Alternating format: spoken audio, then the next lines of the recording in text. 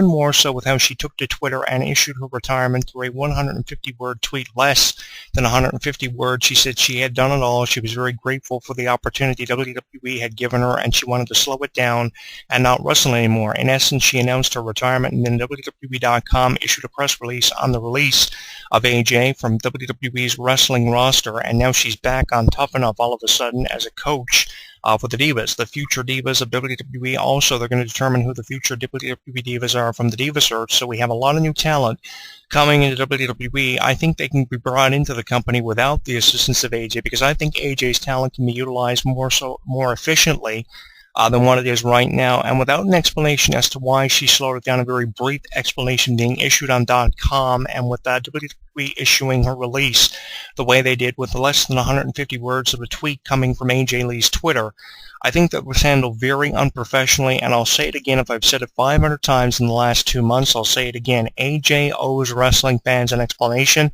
and we can't go much longer without that explanation being issued, because AJ had an overflow of fans. Fans subscribed to her Facebook page and followed her on Twitter like mad, especially when she was Divas Champion for as long as what she was, over 295 days, first to Maurice's 216 days. She was champion. Nobody had ever gotten to that point in their career until AJ came along. She came in, of course, from NXT Season 3, finished in the top 3 of that show. Without winning the show, she went on to achieve a far greater career than what the winner of the season of NXT Season 3 did. Caitlyn, of course, Caitlyn got a Divas Championship reign, but it was nowhere near effective as AJ's reign as champion, and it was really impressive to me how AJ was very consistently defending the championship month in and month out, at least once a month, sometimes even on Raw and SmackDown. She'd be defending the championship, but she at least defended the championship at least once a month on pay-per-view, which a champion is supposed to do no matter what division you're representing. So that's why I have a great deal of respect for people like John Cena and AJ who defend their championships night in and night out, if not for television, for house shows. It was amazing seeing what AJ did, so that's why it was a crying shame to me, and really why we got to a point of depression in professional wrestling, even more so for the Divas division, when AJ announced her retirement, because I don't think that there are talents like AJ that come in every day to the business and leave the impact and their mark on the business the way AJ Lee did. And yes, I'm an AJ Lee fan. If there's anything you take from this video blog, take that I'm an AJ Lee fan, and I'll be an AJ Lee fan until the day I die. I just think it's really unprofessional how she handled her retirement. She took the lazy way out and took her way out through the back door. If there was an exit sign flashing, AJ Lee was looking for it. She was looking for a reason, an excuse, more so from my perspective, to get out of the business, and she wanted to slow it down before her time was reached where she was unable to wrestle anymore. And she did it. She didn't want to suffer an injury and go down with a major injury, forcing her retirement. So she realized, she had been a Divas Champion for a record 3 times, holding the title longer than anyone, coming in first to Maurice's reign, which was second of 216 days. And she went on to hold the championship an additional 2 times, a total of 3 times in her career. But I go back to when she was the winner of the Diva of the Year award in 2014, and she promised one day she would be a 4-time Divas Champion. That was something that stood up at the promo she gave when she accepted the award for 2014 Diva of the Year, which had a lot of divas nominated in the category, including the Bella Twins, who would have easily won that award. AJ promised she would be a 4-time champion, and she let us down on that promise, because that promise is not going to be fulfilled anytime soon. Now, stranger things have happened in the wrestling business, and people have returned and reemerged when we least expected. For instance, The Undertaker returning the way he did in the fall of the Battleground pay-per-view this past Sunday. Nobody saw that coming, myself included. So AJ's return to wrestling could be something we don't see coming. It could happen when we least expect it, and AJ could be involved in this storyline right now with Paige and the rest of the Divas roster, along with Sasha Banks, who recently debuted with Stephanie and the Bella Twins, changing the Divas division complexion and the storylines greatly, making us more interested in what's happening in the Divas division. And who's to say that Paige will not rally AJ against the Bella Twins, Stephanie, and Sasha Banks?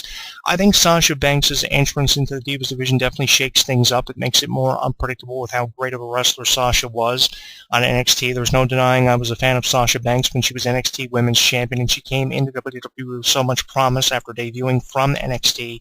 I'm a huge Sasha Banks fan, and I think her coming into the Divas division definitely changed it up, as the entrance of a lot of divas coming up in the future, like Sasha or Charlotte and Bailey, who I'm thinking of here, will do in the future. I think it was great how they brought Sasha in at the last minute, especially with how many fans Sasha Banks had from NXT, which will now obviously be carried over to WWE. But I think that AJ versus Sasha Banks would be a great match, and AJ returning would also provide us with an opportunity to see AJ work against wrestlers who she's never worked against in the past, like Sasha Banks, like Charlotte, like Bailey, who I had trouble thinking about there for a brief minute there a couple of minutes ago.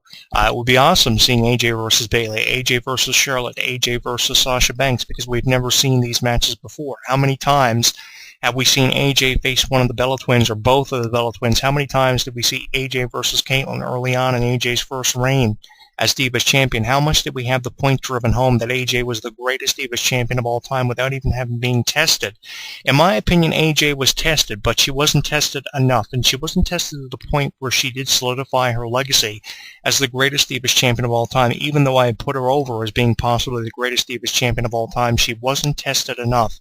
And the way you test someone like AJ is you put her in the ring against people who are just as good as what she is. You put her in the ring all the time against people like Paige, which we didn't get enough of. You put her in the ring against people like Sasha Banks all the time, and then the best will be brought out of someone like AJ. I don't think AJ had enough of a challenge, and she was just wrestling divas who just wanted a way out of the business and wanted to slow things down. She was wrestling the Bella Twins on and off again just because the Bella Twins were there to put her over, and she was wrestling people like Paige, but she wasn't wrestling people like Paige enough. We didn't get enough Paige versus AJ matches to have enough significance put on it, and the emphasis of new divas entering the business who would go on to defeat AJ eventually for the championship. Now, it was a very effective way of getting AJ out of being Divas Champion and giving her time off by having Paige beat her in under 5 minutes and have them jock back and forth the position of who was the champion. 1 month it was AJ, the next month it was Paige, the next month it was back to AJ, and they were simultaneously going back and forth, exchanging the championship. I really appreciated that, but it was very predictable what was going to happen between AJ and Paige, because AJ was there at one point to put over Paige when AJ was leaving the business, and then AJ came back when we least expected it. I'm not saying she's not going to do it again, but she really needs to come back and really have a second half of her career, because I think the second half of a wrestler's career is really what defines them, and I think the second half of AJ's career should be remembered for being more than just a coach on Tough Enough, which is really lackluster being distributed, in my opinion, because AJ is a far more better talent than what she's being put over as right now, and really, in my opinion, from my estimation, and my point of view, AJ is really being underutilized and undermined, kind of like our Summer Rae. I've been talking about Summer Rae over the last number of weeks here on this show, and I really think that Summer Rae is someone who's being undermined and underutilized far more than enough, and I think that the time now is to push Summer Rae and to push divas who have never been given an opportunity to be put in the same position as an AJ or people of the past like Trish Stratus and Lita, who were having great matches in 04 and 05, and Caitlyn and AJ, who were having great matches from the summer of 2013 up until at least halfway through 2014. I mean, there's so much potential that goes with people like AJ. There's so much potential that goes with people like Summer Rae, who are never given the benefit of the doubt. And I think that's the only way we can change up the Divas division. If we give more of an opportunity to people like Charlotte and Bailey to come into WWE from NXT, like we recently saw Sasha do. And it's really sad, you know, that WWE only recognizes the potential of some top divas or top wrestlers on NXT. I mean, they realize the potential of people like Adrian Neville and the Ascension. But really, what have Adrian Neville and the Ascension amounted to? What will Sasha Banks amount to? I think she'll amount to something far greater than what the Ascension and Adrian Neville will a lot faster. Not saying that Adrian Neville and the Ascension will never amount to anything far greater than what they are right now in WWE, but I think the emphasis right now is on the NXT women's division, and that's where you're getting the majority of the talent, and that's where you're getting the majority of the talent showcased, which is kind of lackluster in my opinion, really undermining people like the Ascension and Adrian Neville. But you can't count out the Divas division from NXT and how promising they are, and not to say that they won't give opportunities to people on NXT, but right now where the opportunities are being presented is in the Divas division, because they realize how lackluster the Divas division in the WWE in its entirety has been, how very predictable it's been. AJ was the most unpredictable diva. This is why I say AJ needs to make a return and have a second half of her career. She was the most unpredictable diva you had, not only on the Divas roster, but on the entire roster in its entirety. AJ, you didn't know when that switch was going to be flipped in her brain. You didn't know when that light was going to come on, and she would do some of the most unpredictable things when you least expected her to do it, whether she was the general manager, she was a diva manager, she was someone who was a general manager of the show. Whatever she was doing, wrestler, general manager, manager of a wrestler, she was very unpredictable, and we didn't know what AJ was going to do from 1 minute to the next, and that's why she was very volatile. She put a lot of wrestlers in precarious positions, and nobody knew what AJ was going to do from 1 minute to the next. That's why when she was general manager of Raw, more people tuned into the show because they knew how unpredictable of a character she was. And when she became a wrestler and was wrestling full-time and eventually went on to become champion around the same time Dolph was the WWE World Heavyweight Champion, the thing was AJ was more unpredictable, even more so as a wrestler, and that's why the Divas division got interesting, and as time went on, it didn't be so interesting because AJ had the same 3 or 4 challengers all the time, and they were changing it up from one-on-one matches to eventually triple threat matches, what became fatal 4-way matches, 6-pack challenges, and eventually 14-on-1 Divas matches to crown a new champion, which AJ still survived by WrestleMania 30. The following night, in the fallout of last year's WrestleMania, she comps up the title to Paige to put her over. So to say that AJ is definitely not one of the greatest of all time would definitely be an understatement. I think AJ definitely will get to that point, but I'm not going to give her that just yet because I think she has a lot still to prove. And the only way she's going to prove that is if she comes back and wrestles against the new crop of talent in the way of Charlotte's and Sasha Banks's and Bayley's, which doesn't seem to be going to be happening anytime soon because AJ is still denying us this explanation, which we really need to have as wrestling fans, and I don't think we can go much longer without having that explanation given to us as wrestling fans from AJ, because we're kind of left in the dark, and that's really unfortunate for a lot of wrestling fans, especially the newer wrestling fans who don't have an understanding of how the business really works. The way this business works is it's going the way that wrestlers want it to go now because their contracts are giving them exactly what they want, and no doubt AJ's contract gave her exactly what she wanted, just the same way Brock Lesnar's contract and The Undertaker's contract are giving them what they exactly want.